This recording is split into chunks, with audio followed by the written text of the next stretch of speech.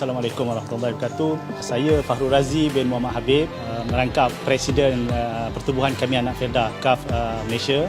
Rasa hari ini cukup terharu. Bukannya kali ini saya datang ke sini, selalu saya datang ke sekolah ni, tapi saya dapat menggambarkanlah umpama sirih pulang ke gagang lah. Dan saya melihat daripada segi pendidikan ni adalah satu aspek yang cukup penting untuk nak membangun modal insan, terutamanya kami ini anak-anak Felda ini, untuk kita berubah ataupun kita menjadi lebih baik. Sudah pasti dengan pendidikan yang baik dan sempurna untuk kita lebih maju. Dan kita lihat pula daripada segi pendidikan ini bukannya sekadar daripada premium punya atau premier pendidikan, sudah pasti akan ditambah dengan contohnya pada hari ini satu pendekatan yang cukup baik selari dengan kita punya industri, revolusi industri kita yang keempat, ditambah dengan kita punya teknologi digital dan sebagainya. Maka kita kena menyediakan satu platform kepada adik-adik kita, kepada anak-anak kita, supaya mereka ini boleh mahir ataupun boleh faham mengenai teknologi.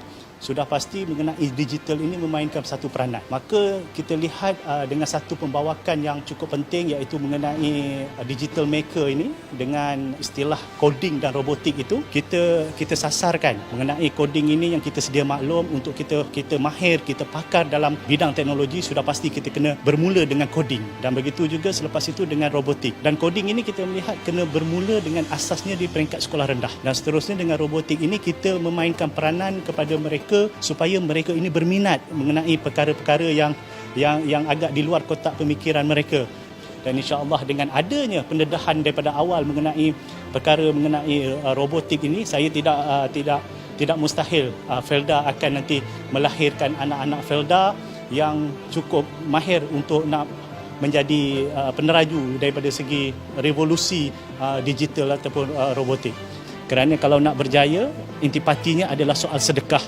Intipatinya adalah soal menyumbang dan sebagainya. Sudah pasti ini janji Allah. Kalau kita sumbang, kalau kita berbakti, kalau kita berikan sesuatu dengan niat yang ikhlas, insya-Allah Allah akan berikan lagi perkara-perkara yang lebih baik dan lagi luas kepada kami.